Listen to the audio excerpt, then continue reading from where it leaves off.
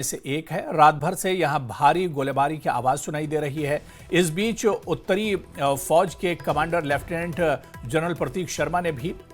देवसर का दौरा किया और साउथ कश्मीर में आतंक के खिलाफ, दहशतगर्दी के खिलाफ कार्रवाई की उन्होंने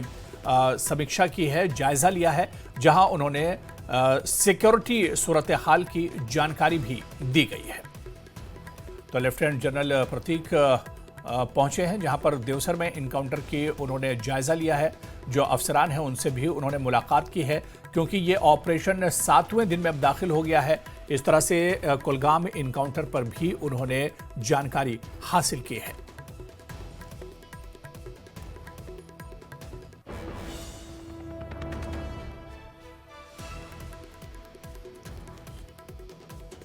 तो पहले की ये तस्वीर है, लेकिन आपको बता दें कि फायरिंग की आवाज़ लगातार सुनी जा रही है। लेफ्टिनेंट जनरल प्रतीक अब पहुंचे हैं देवसर, जहां पर उन्होंने इनकाउंटर पर जायजा लिया है, सूरत हाल का जायजा लिया है और जो अफसरान हैं उनसे भी इस इनकाउंटर के बारे में उन्होंने पूरी जानकारी हासिल की है। तो लगातार उनकी नज़र भी प्रतीक शर्मा और हमारे साथ कुलगाम से इस वक्त ग्राउंड जीरो से हमारे सहयोगी हमारे साथी जहूर रिजवी इस वक्त हमारे साथ जुड़े हुए हैं। जहूर, जहां पर आप मौजूद हैं, यहां से जो इनकाउंटर की जगह है वो कितनी दूर है और इसके अलावा किस तरह के हालात हैं, क्योंकि अभी तक 2025 का ये सबसे लंबा इनकाउंटर बताया जा रहा है, 7वें दिन में दाखिल हो चुका है। मैं आपको बताऊं कि जो ये जंगलाती इलाका है अखाल देवसर की अगर हम बात करें तो ये घना जंगल है और इस घने जंगल में ऑपरेशन गुज़श्ता 7 दिन से जारी है। आप अंदाज़ा लगा सकते हैं 7 दिन से ये ऑपरेशन बदस्तूर जारी है। जैसा कि हम अपडेट करते आ रहे हैं बार बार कि अभी तक इस ऑपरेशन में एक मिलिटेंट की लाश जो है वो बरामद की गई है और अब तक फौज के तकरीबन 5 जवान भी इसमें ज़ख्मी हो गए हैं। ऑपरेशन इस कदर लंबा खींच रहा है, तूल पकड़ रहा है कि आप यकीन मानिए कि फौज के आला अधिकारी, जैसा आपने खुद बताया कि लेफ्टिनेंट जनरल और इससे पहले डीजीपी 2 बार 3 बार जो है एनकाउंटर साइट पे पहुंचे, आईजीपी रोज आते हैं और उसके साथ साथ डीआईजी जनूबी कश्मीर और जितने भी कमांडर्स हैं, सीओज हैं, जितनी भी बटालियंस के, वो कहीं ना कहीं इस ऑपरेशन में जो है उसको मॉनिटर कर रहे हैं। और कुल मिलाकर ये 7वें रोज में ये ऑपरेशन दाखिल हो गया है और घना जंगल है, घने जंगल में ऑपरेशन का अंजाम देना ये अपने आप में एक बहुत बड़ा चैलेंज है, क्योंकि सिक्योरिटी फोर्सेस, क्योंकि हाई टेरेन में एक ऐसा ऑपरेशन की पता नहीं चलता है कि मिलिटेंट कहाँ छुपे हुए हैं, कितने लोग हैं। तो ये कहना फिलहाल अभी कबलज़ वक्त होगा। इब्तदाई मरहले में जब कॉन्टैक्ट एस्टेब्लिश हो गया था तो बताया जा रहा था कि 3 से 4 या 5 हो सकते हैं, लेकिन जिस तरह से 7 दिन से ये ऑपरेशन बदस्तूर जारी हो रहा है, आप समझ सकते हैं और आपको जिंदा अंदाजा होगा कि 7 दिन से जो लोग वहां पे जंगल में जिनके साथ गन बैटल हो रही है, तो यकीनी तौर पे उनके कितना उनके पास ये ओवरऑल एमुनेशन बाकी चीजें होंगी। तो ओवरऑल ये घना जंगल है, घने जंगल में इस तरह का ऑपरेशन अंजाम देना ये बजाते खुद एक बड़ी बात है। और ऐसे में चूंकि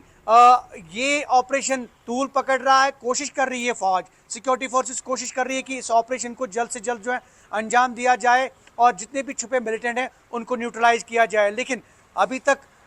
जो है कोई ऑफिशियल स्टेटमेंट नहीं आया है और चूंकि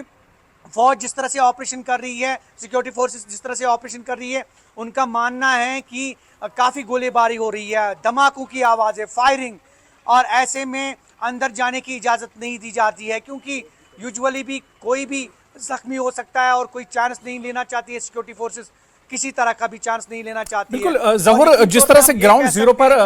गोलियों की आवाज, गोलियों का तबादला हो रहा है, गोलियों की आवाजें, धमाके की आवाजें भी सुनाई दे रही हैं, ऐसे में ये तो तय है कि आतंकी मौजूद हैं उस इलाके में, दहशतगर्द इस पूरे इलाके में छुपे हुए हैं, लेकिन वो कहीं ना कहीं घने जंगलों का सहारा ले रहे हैं। इन जंगलों के अंदर जो कुदरती गुफाएं हैं उनका सहारा ये आतंकी लेते हैं। बिल्कुल बिल्कुल,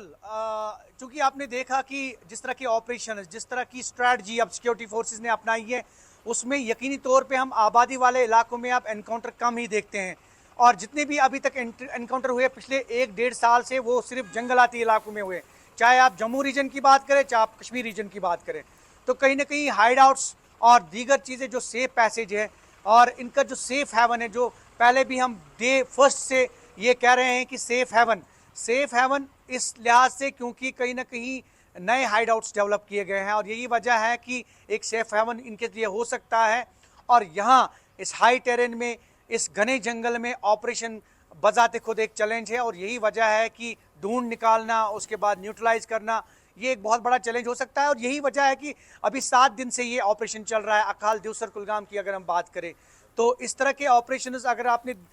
देखा होगा पुंछ राजौरी में भी, हालांकि इस बार हेलीकॉप्टर सर्विसेज भी हमने देखी, ड्रोन का इस्तेमाल इसमें लाया गया, हाईटेक सर्विसेज जितनी भी हैं फौज की वो जो है वो उसकी खदमात हासिल की जा रही है। और कहीं ना कहीं जो भी गैजेट्स हैं, जो भी बिल्कुल, यानी 7वें दिन में ये एनकाउंटर एक तरह से ज़हूर दाखिल हो चुका है और बचे हुए जो आतंकी हैं उनकी तलाश लगातार की जा रही है। नजर बनाए रहिए। बहुत बहुत शुक्रिया ज़हूर रिजवी हमारे साथ जुड़ने के लिए, तमाम जानकारी साझा करने के लिए। तो दोनों तरफ से फायरिंग लगातार जारी है, ड्रोन और हेलीकॉप्टर से भी इन आतंकियों पर नजर रखी जा रही है और गोलियों का तबादला हो रहा है, जिससे जाहिर है कि आतंकी अभी भी, दहशतगर्द अभी भी छुपे हुए हैं, घने जंगलों का वो सहारा ले रहे हैं। लेकिन लगातार अब हलचल बढ़ रही है और लगातार आतंकियों के खिलाफ दायरा तंग किया जा रहा है।